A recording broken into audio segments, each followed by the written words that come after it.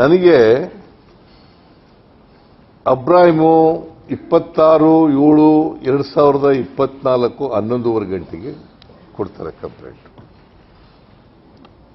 26/7/2024 11:30 ಗಂಟೆಗೆ ಕೊಡ್ತಾರೆ. 10 ಗಂಟೆಗೇನೆ show cause notice ready ಆಗ್ಬಿಡ್ತಾರೆ. ರಾತ್ರಿ 10 ಗಂಟೆಗೆ ಶೋಕಾಸ್ ನೋಟಿಸ್ ರೆಡಿ ಆಗ್ತದೆ. ಅದೇ 23/11/2023 ಲೋಕಾಯುಕ್ತದವರು ಪ್ರಾಸಿಕ್ಯೂಟ್ ಮಾಡಬೇಕು ಕುಮಾರಸ್ವಾಮಿ ಅವರನ್ನ, ಈಗಿನ ಕೇಂದ್ರದ ಮಂತ್ರಿ ಅವರನ್ನ ಪ್ರಾಸಿಕ್ಯೂಟ್ ಮಾಡಬೇಕು ಅಂತೇಳಿ ಲೋಕಾಯುಕ್ತ ಪಿಟಿಷನ್ ಇದೆ. ಇಲ್ಲಿ ಯಾರೋ ಇಂಡಿವಿಜುವಲ್ ಕೊಟ್ಟಿರ್ತಕ್ಕಂಥ ಪಿಟಿಷನ್, ಲೋಕಾಯುಕ್ತದವ್ರದೇ ಪಿಟಿಷನ್ ಇದೆ. ಇವತ್ತಿನವರಿಗೆ ಸ್ಯಾಂಕ್ಷನ್ ಕೊಟ್ಟಿಲ್ಲ. ಜೊಲ್ಲೆ ಶಶಿಕಲಾ ಜೊಲ್ಲೆ ಅವ್ರ ಮೇಲೆ ಪಿಟಿಷನ್ ಇದೆ ಸ್ಯಾಂಕ್ಷನ್ ಕೊಡಿ ಅಂತ, ಅದನ್ನ ಮಾಡಿಲ್ಲ. ನೋಡಿ, ನಿಮಗೆ ಶಶಿಕಲಾ ಜೊಲ್ಲೆ 9/12/2021 9/12/2021 ಲೋಕಾಯುಕ್ತ ಅವ್ರು ಕೇಳಿರೋದು, ಇವತ್ತಿನವ್ರಿಗೆ ಕೊಟ್ಟಿಲ್ಲ. ಆಮೇಲೆ 23/11/2023 ಲೋಕಾಯುಕ್ತರವರು ಕುಮಾರಸ್ವಾಮಿ ಅವರ ಮೇಲೆ ಪ್ರಾಸಿಕ್ಯೂಷನ್ಗೆ ಅನುಮತಿ ಕೊಡಿ ಎಂದು ಕೋರಿ ದಾಖಲೆಗಳ ಸಮೇತ ಬರೆದು ಅನುಮತಿ ಕೇಳಿದ್ದಾರೆ. ಸಾಯಿ ವೆಂಕಟೇಶ್ವರ ಮಿನರಲ್ಸ್ ಎಂಬ ಬೋಗಸ್ ಸಂಸ್ಥೆಗೆ 6/10/2007 550 ಎಕರೆ ಅಮೂಲ್ಯ ಗಣಿ ಸಂಪತ್ತನ್ನು ನೀಡಿ ಸಾವಿರಾರು ಕೋಟಿ ರೂಪಾಯಿ ಲೂಟಿ ಹೊಡೆದಿದ್ದಾರೆ ಅಂತ ನಾನು ಹೇಳಿರೋದಲ್ಲ, ಲೋಕಾಯುಕ್ತವ್ರು ಹೇಳಿರೋದು. ಅವರು ಕೊಡಲಿಲ್ಲ. ಆಮೇಲೆ 26/2/2024 ಲೂಟಿಯಲ್ಲಿ ಇವರ ಪಾತ್ರವಿರುವುದು ಪ್ರಾಥಮಿಕ ತನಿಖೆಯಲ್ಲಿ ಸಾಬೀತಾಗಿದೆ. ಆಮೇಲೆ ಕುಮಾರಸ್ವಾಮಿ ಕೇಸ್ನಲ್ಲಿ ಲೂಟಿಯಲ್ಲಿ ಇವರ ಪಾತ್ರವಿರುವುದು ಪ್ರಾಥಮಿಕ ತನಿಖೆಯಲ್ಲಿ ಸಾಬೀತಾಗಿದೆ. ಹಾಗಾಗಿ ಈ ಕುರಿತು ವಿವರವಾದ ತನಿಖೆ ಮಾಡಿರುವ ಲೋಕಾಯುಕ್ತವು ತನಿಖೆ ಮಾಡಿಬಿಟ್ಟಿದ್ದಾರೆ. ತನಿಖೆ ಮಾಡಿ ಇವ್ರ ಪಾತ್ರ ಇದೆ ಅಂತ ಗೊತ್ತಾಗಿದೆ. ಇಂಥದ್ರಲ್ಲಿ ಕೊಟ್ಟಿಲ್ಲ. ನಮ್ಮ ಮೂಡ ಪ್ರಕರಣದಲ್ಲಿ ಯಾವುದೂ ಎಂಕ್ವೈರಿ ನಡೆದಿಲ್ಲ, ಯಾವುದೇ ತನಿಖೆ ನಡೆದಿಲ್ಲ, ಯಾವುದೇ ನನ್ನ ಲೆಟರ್ ಇಲ್ಲ, ದಾಖಲೆ ಇಲ್ಲ, ಆದರೂ ಕೂಡ ಕೊಟ್ಟಿದ್ದಾರೆ. ನೋಡಿ, ದಿ ಪ್ರೇಮ ಪೇಶಿ ಇಟ್ ಲುಕ್ಸ್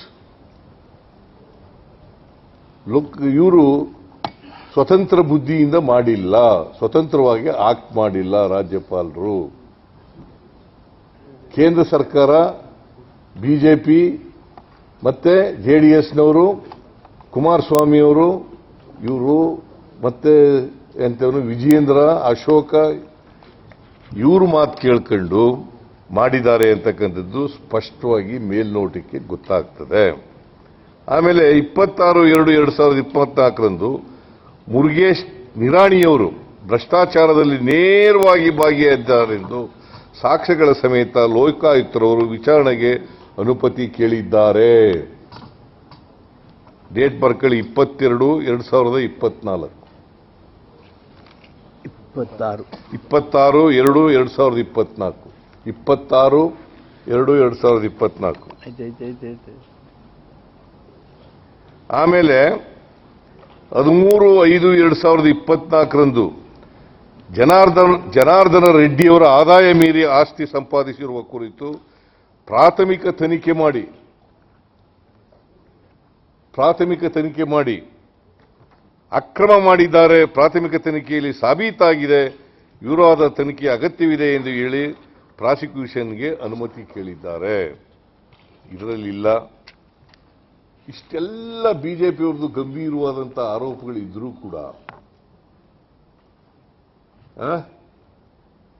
ಕೂಡ ರಾಜ್ಯಪಾಲರು ಇದುವರೆಗೆ ಪ್ರಾಸಿಕ್ಯೂಷನ್ಗೆ ಅನುಮತಿಯನ್ನು ಕೊಟ್ಟಿಲ್ಲ.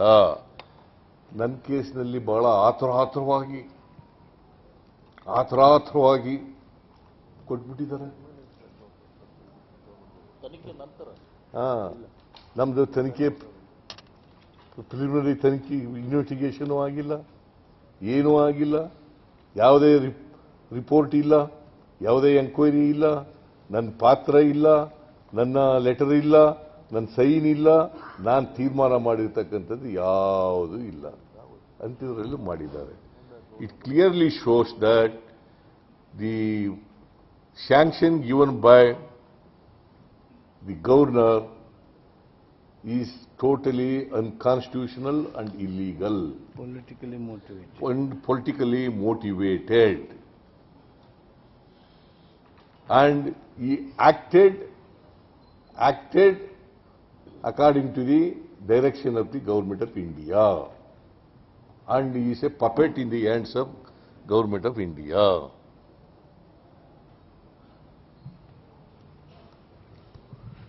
So ಇಷ್ಟನ್ನ ನಿಮ್ಮ ಮುಂದೆ ತಿಳಿಸಲಿಕ್ಕೆ ಬಯಸ್ತಾ ಇದ್ದೇನೆ.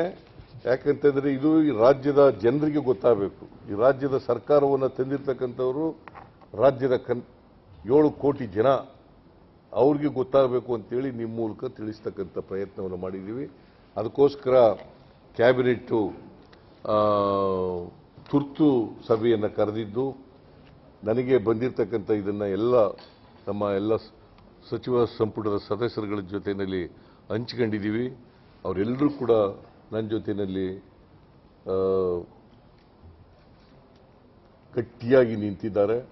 ಅವರಿಗೆ ಮತ್ತೊಮ್ಮೆ ನಾನು ಧನ್ಯವಾದಗಳನ್ನು ಹೇಳಲಿಕ್ಕೆ ಬಯಸ್ತೇನೆ.